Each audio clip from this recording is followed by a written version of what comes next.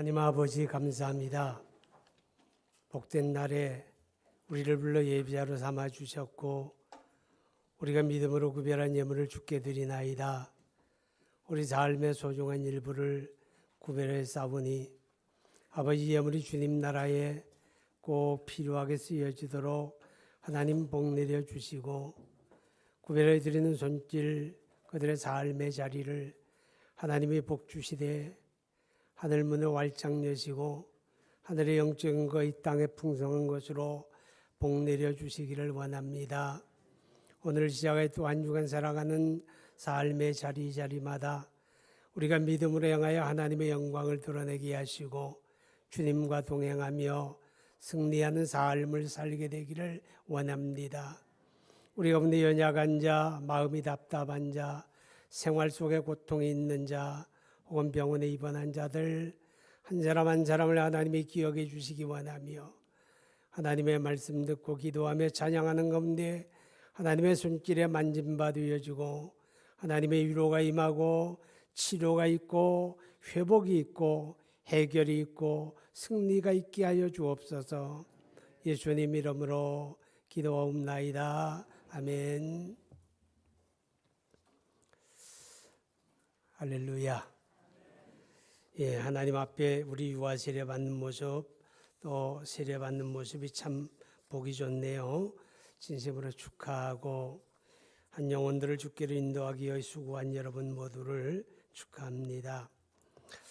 오늘 아침 미사 2교회 9시 반 예배를 지금 하고 오는데 어떤 분이 그러더라고요. 저를 보고 목사님 미사에서 만나니까 더 새롭네요. 목사님 더 멋있어 보여요. 그러더라고. 근데 그 소리가 되게 듣기 좋은 거 있죠. 왜 그랬을까요? 아마 멀리서 보다가 가까이 보니까 제가 더 잘생겨 보였나 봐요.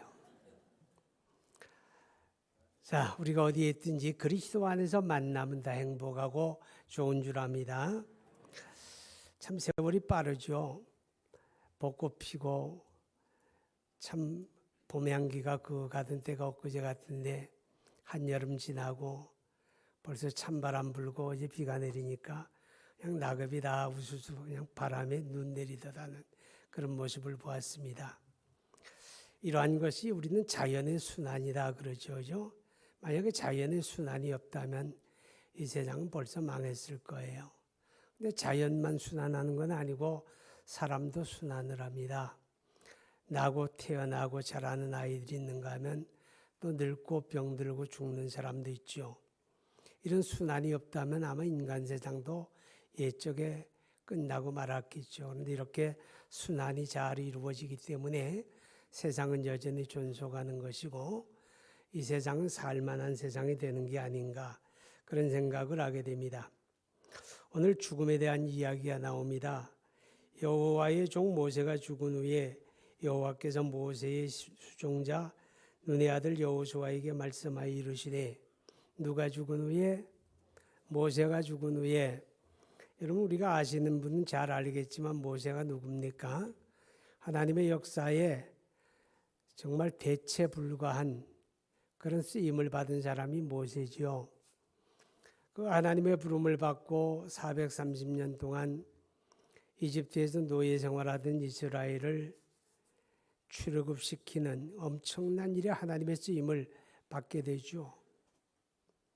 그리고 또 출애굽한 이스라엘 백성들을 광야에서 40년 동안 말할 수 없는 어려움 속에서도 그들을 이끌어가는 그 하나님의 역사에 모세가 소중하게 쓰임을 받습니다. 여러분, 우리가 이 땅에 태어나 살면서 우리는 다 제한적인 삶을 살고 있는데 우리의 삶에서 행복이 뭘까요? 이렇게 물으면 참 범위가 넓어질 거예요. 그죠? 오늘 여러분이 이 날에 이 주일에 하나님 앞에 나와 예배할 수 있는 것도 행복입니다. 할렐루야. 이 행복을 아는 사람이 진정한 예배자예요. 예배하는 행복을 느끼고 경험하고 아는 여러분 되시기를 축복합니다. 우리 이 땅에 살아가는 삶에서 우리가 건강을 누리는 것도 행복이고 우리가 좋은 환경을 누리는 것도 행복이고 우리가 넉넉함을 가지는 것도 행복이겠지요. 그죠? 그러나 그런 것들은 다 잠시 있다 없어지는 행복이죠. 변하는 것들입니다. 진짜가 아니란 뜻이죠. 진짜 행복은 뭘까요? 여러분, 진짜 행복은 이 땅에 사는 삶이 길든 짧든 하나님의 거룩한 역사에 쓰임받는 겁니다. 할렐루야. 하나님 앞에 복된 일에 쓰임받고 사는 게 그게 진정한 행복이죠. 왜 그럴까요? 우리가 이 땅에 살 때 우리가 누린 거, 소유했던 거, 얻었던 영광 그런 거는 마치 가을에 저 나무에서 비바람에 맥없이 떨어진 낙엽 같은 것들입니다. 누가 그 낙엽을 소중하게 여기든가요? 다 그것들은 자연 속에서 썩어지고 하나도 흔적도 없이 사라지죠. 그러나 알곡, 열매는 다 거두어서 소중하게 여김을 받습니다. 그것처럼 우리가 언젠가 하나님 앞에 설 겁니다. 살 만큼 살고 하늘의 부름을 받을 때 모세가 하나님 앞에 서는 것처럼 우리도 하나님 앞에 설 것이고 그날에 우리는 우리 삶에 대한 평가를 받을 거예요. 그 평가를 받을 때에 우리가 하나님 앞에 쓰임을 받았던 시간, 하나님 앞에 쓰임을 받았던 내 삶의 순간들, 하나님 앞에 쓰임을 받았던 어떤 것들은 하나도 낙엽지지 아니하고 아름다운 인생의 열매로 평가되고 우리가 영원한 천국 창고의 영광을 누리게 될 것입니다. 그러니까 무엇이 행복입니까? 하나님 앞에 쓰임 받는 게 행복입니다. 여러분, 하나님 앞에 쓰임을 받는다고 하는 것은 우리의 소유나 우리의 가진 재주나 우리 조건이나 자격의 문제가 아닙니다. 사람은 어떤 사람은 쓸 수가 있고 어떤 사람은 쓸 수가 없다고 말하죠. 이런 조건의 사람은 쓸 수가 있고 이런 조건의 사람은 쓰지 못한다고 말합니다. 그러나 하나님의 거룩한 쓰심에는 아무런 조건도 자격도 없습니다. 가진 게 없을지라도 아는 게 없을지라도 건강하지 않을지라도 하나님이 쓰시기 원하면 쓰여진다. 할렐루야. 하나님 앞에 길지 않은 삶에서 하나님이 허락하는 시간 동안 하나님 나라에 아름답게 쓰임받는 그런 복이 여러분에게 있기를 축복합니다. 이 모세는 대단히 위대한 사람이죠. 그의 위대함은 인간적인 면이 아니라 하나님 앞에 그렇게 쓰여진 거예요. 그런데 오늘 이 모세의 위대함을 이제 신명기 34장 10절에 보게 되면 이렇게 말씀을 합니다. 그 후에는 이스라엘의 모세와 같은 선지자가 일어나지 못하였으니 무슨 말이에요? 대체할 사람이 없다고 말이죠. 그죠? 그 다음에 그 뒤에 보게 되면 뭐라고 이야기합니까? 모세는 여호와께서 대면하여 아시던 자요. 모세는 여호와께서 대면하여 아시던 자라. 하나님을 본 사람이 아무도 없는데 모세는요, 하나님이 그의 얼굴을 대면하여 보셨다는 거예요. 특별한 사람이라는 얘기죠. 그죠? 아주 특별한 사람, 정말 위대한 사람이 모세였다 하는 것입니다. 그런데 이 모세는 역사 속에 오시는 하나님의 아들 그리스도를 우리에게 보여주는 그리스도의 그림자, 그리스도의 표상이 되는 그런 인물입니다. 모세는 누구의 그림자? 예수님의 그림자. 역사 속에 이런 분이 오신다라고 하는 걸 그림자로 나타난 인물이 모세다 그 말이죠. 우리가 모세를 통해 우리는 멀리서 그리스도를 바라보게 됩니다. 조금 전에 소개했던 신명기 34장 말씀에서 모세는 하나님이 대면하여 알던 사람이라고 그랬죠. 하나님이 대면하여 알던 사람이 모세예요. 그와 같은 사람은 이 세상에 더 없다는 거죠. 그런데요, 그러면 우리를 위해 십자가에 죽으시고 우리를 구원해 주시는 그 예수님은 어떤 분일까요? 여러분, 요한복음 1장 18절에서는 예수님에 대해서 이렇게 이야기해. 본래 하나님을 본 사람이 없으되 아버지 품속에 있는 독생하신 하나님이 나타내셨느니라. 모세는 하나님이 대면하여 본 사람이라면 예수라고 하는 분은 누구냐? 하나님의 품속에 있던 분이에요. 하나님의 품속에 있던 독생하신 하나님이에요. 독생하신 하나님, 그분이 우리에게 하나님을 나타내셨다. 그게 예수님이다.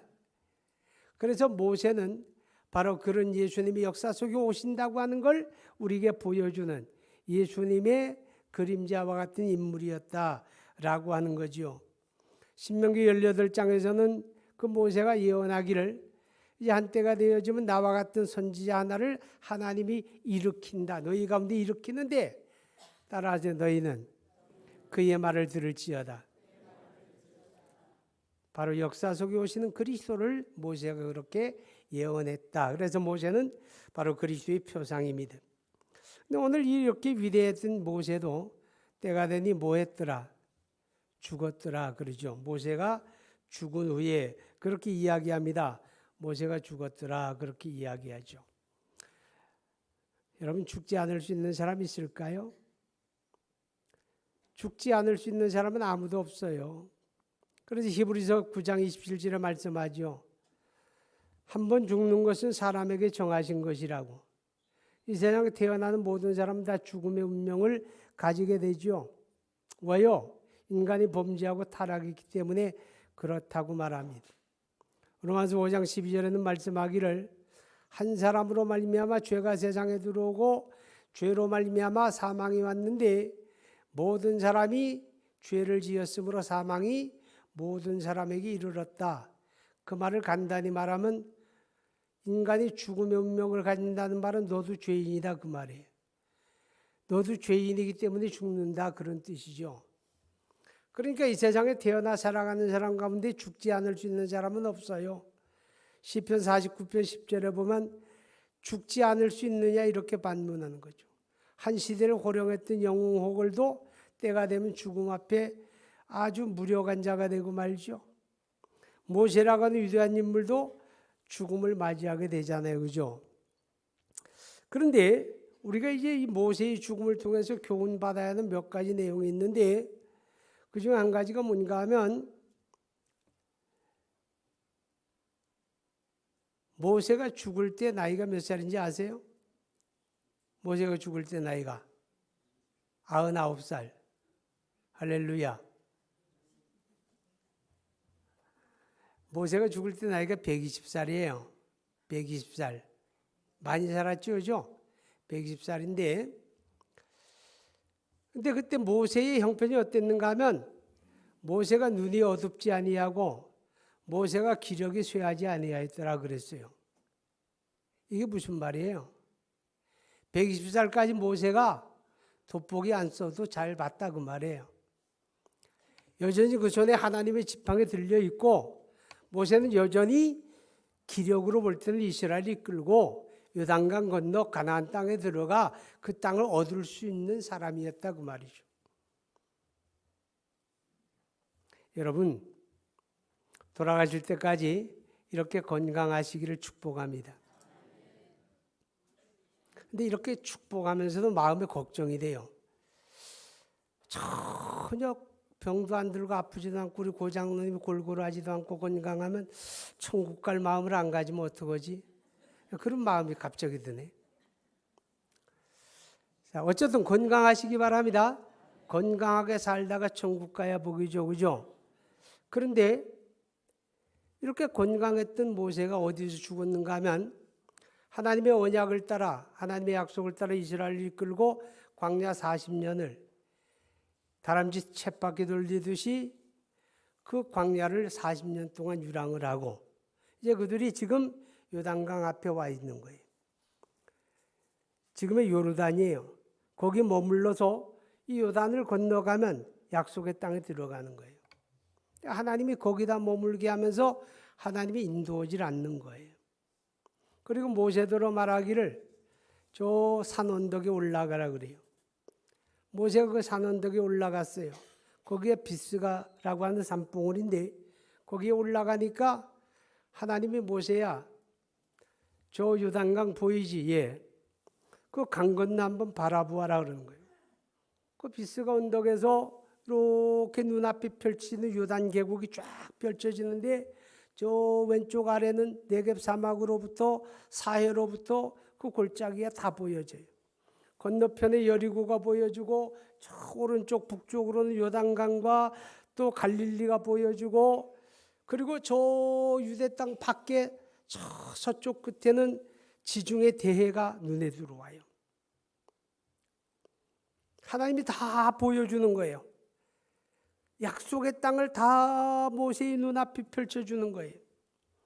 여러분, 사람의 눈이 맑은 날에 얼마나 멀리 볼 수 있을까요?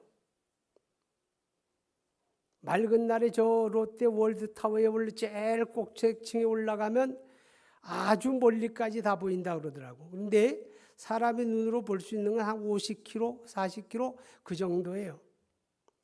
그럼 모세가 볼 수 있었던 것은 사실은 육신의 눈으로 보았다는 의미는 아니죠. 대충 저기로 오거나 이렇게 볼 수는 있겠죠. 그러나 저 유대 땅 밖이 보여지는 건 아니에요. 아무리 눈이 좋아도 거긴 안 보여. 근데 어떻게 보았을까요? 하나님이 보여주셨다 그 말이죠. 하나님이 모세에게 다 보여주신 거예요. 약속의 땅을 다 보여주셨어요. 마음껏 봐라 다 보여주시고, 모세야 이제 힘을 내서 우리 강 건너가자. 이러면 얼마나 좋을까. 근데 모세야 여기서 끝난다 그러는 거예요. 너는 여기서 죽는 거야. 너는 여기서 죽는 거야. 그리고 모세가 거기서 죽음을 맞이하게 됩니다. 좀 아쉬움이 남지 않아요, 여러분? 아니, 그렇게 하나님의 약속을 따라 내가 여기까지 왔는데, 몇 걸음만 건너면 요단강인데, 그 요단강 한번 발 디뎌보고, 한번 건너가 보고, 그리고 하나님 불러가셔도 괜찮을 텐데, 이 강원도에서 나를 저기 바라보게 하시고 여기서 데려갈까? 아쉬움이 좀 남겠죠, 그죠? 그런데요, 인생이 다 그래요. 마치 죽음의 순간을 맞이하면 아쉬움이 남는 거예요.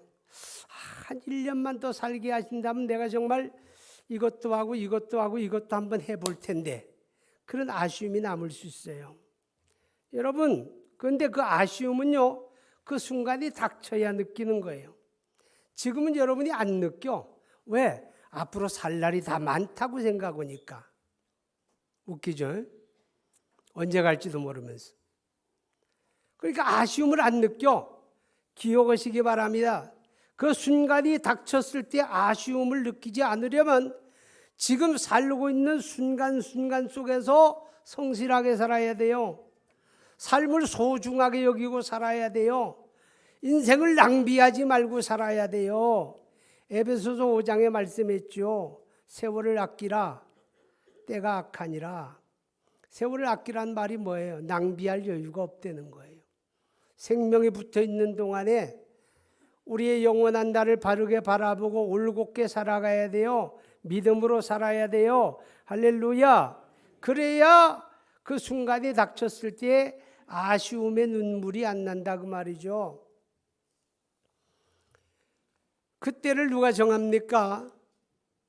그때는 남편이 정하는 것도 아니고 아내가 정하는 것도 아니고 아버지가 정하는 것도 아니고 대통령이 정하는 것도 아니고 그때는 생명의 주권자이자 하나님이 정하는 거예요. 하나님이 모세야 너 거기서 끝 그러면 끝나는 거예요. 아시죠? 하나님이 정하시는 거예요. 모세가 이렇게 눈이 어둡지 아니하고 기력이 쇠하지 아니함에도 불구하고 비스가다에서 죽고 요단을 건너가지 못했던 이유가 하나 있어요. 그 이유가 뭔가 하면 이겁니다. 바로 무리바 사건이에요. 신명기 32장에 나온 내용인데 거기에 보면 이렇습니다. 모세가 이스라엘을 인솔하여 광야를 행진하는 가운데 이 신광야 무리바에 왔을 때 물이 없어요. 물이요. 광야 황무지에 물이 없는데 물이 없으면 여러분이나 나나 목이 가라고 죽을 지경이 되겠죠. 그런데 사람만 아니라 이스라엘은 그때 광야를 유랑하면서도 가축이 어마어마하게 많았어요. 가축이. 어쩌면 그들이 인구보다 많았을 거예요. 양과 염소와 소와 낙타와 그런 가축이 엄청나게 많은데 물이 없으면 그 가축이 다 죽어버리고 마는 거예요. 그러니까 물 없는 곳에서 백성들이 아우성을 하게 되고 원망을 하게 되고 마치 모세를 때려 죽일 것처럼 나타납니다. 그때 하나님이 모세에게 말씀하기를 모세야 내 앞에 있는 게 뭐냐 그러는 거예요. 바라보니 하나님 여기 그저 절벽밖에 안 보여요. 여기 바위덩어리밖에 없어요. 그래 그 반석 앞에 서라. 그리고 백성들을 불러라. 다 모였어요. 그리고 내 손에 쥐은 지팡이를 가지고 반석을 가리켜라. 그러면 거기서 물이 솟아나리라 했는데 아우성하고 원망하고 모세를 죽일 것처럼 하고 하니까 모세, 온유함의 대명사인 모세가 분노하지요. 그래서 백성들을 향해 말합니다. 여러분 날 보세요. 날 똑바로 보세요. 여러분 원망하는 내가 누구예요? 날 보세요. 자 봐요. 내가 이제 여러분을 위해서 이 반석에서 물을 낼 것이요.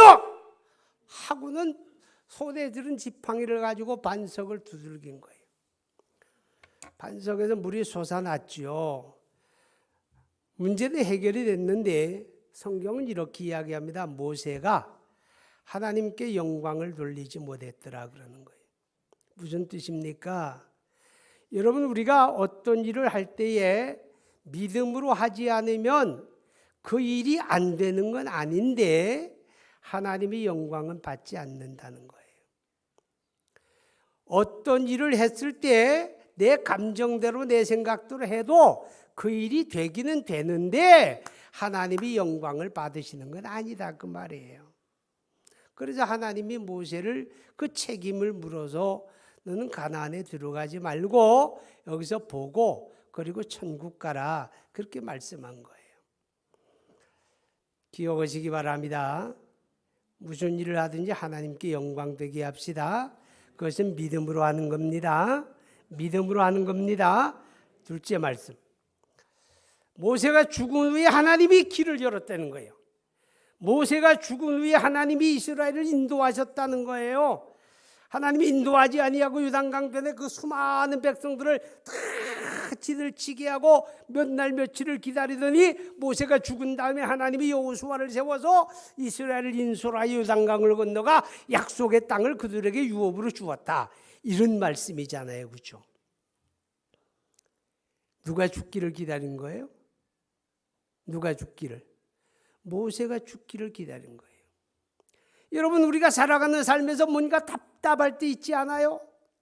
뭔가 팡 터져주면 좋겠는데 도무지 터져지지도 아니하고 뭔가 새 길이 좀 열려지기를 소망하는데 길이 열려지기는 그냥 꽉 막혀버리고 뭔가 그림은 그려지는데 손에 닿는 건 없고 이렇게 답답하고 힘들 때 여러분 어떤 생각합니까?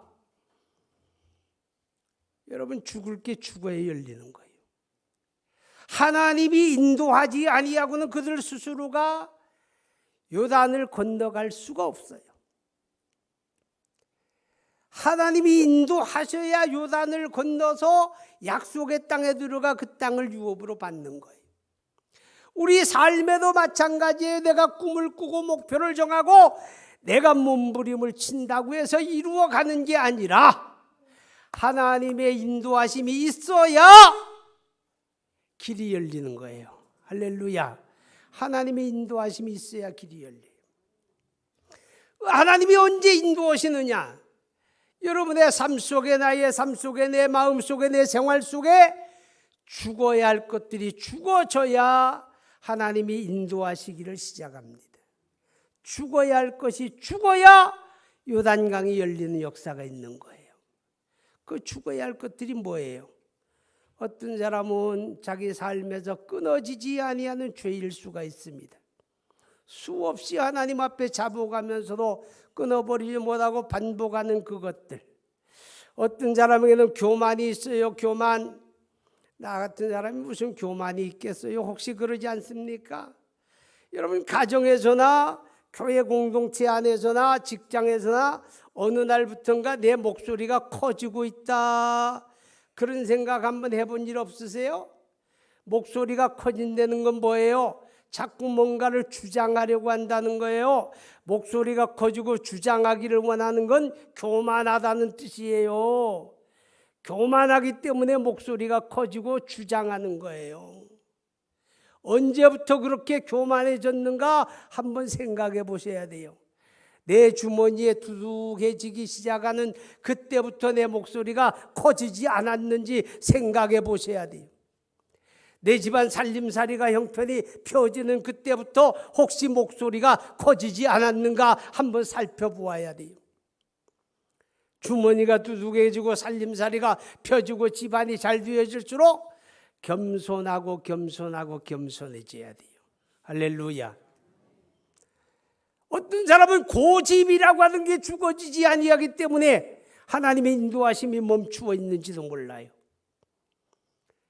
어떤 사람은 자기 안에 거짓이라고 하는 것으로 똘똘 뭉쳐 있는 사람이 있어요. 하나님은 진리의 하나님이신데 있는 척, 아는 척, 가진 척, 이거 거짓입니다. 그게 죽어져야 돼요. 그게 망해야 돼요. 그게 박살나야 돼요. 그래야 하나님이 요단을 열어 인도하시는 거예요. 우리 안에 원망과 불신, 하나님 나의 아버지라고 입만 열면 수없이 고백하는데 우리 생활 현장에서는 실제적으로 얼마나 불신 가운데 사는지 모릅니다. 내 생각이 우선이고 세상의 방법과 세상의 가치와 세상의 풍조를 따르기에 바쁘죠. 그 불신이 하나님 앞에 깨어지고 망하고 죽어지면 하나님의 인도하심이 시작될 줄로 믿습니다. 결론, 죽을 게 죽어야 열립니다. 죽어져야 요단이 갈라집니다. 죽어야 하나님의 약속의 땅이 우리에게 주어지게 됩니다. 죽읍시다. 기도합니다. 우리 교회 안에, 내 안에, 이 땅에 죽어야 하는데 죽지 않은 것 때문에 하나님의 인도하심이 멈추어 있지 않는가 우리 살펴보며 함께 기도합니다. 거룩하신 아버지 하나님, 우리가 주의 말씀을 마음에 새깁니다.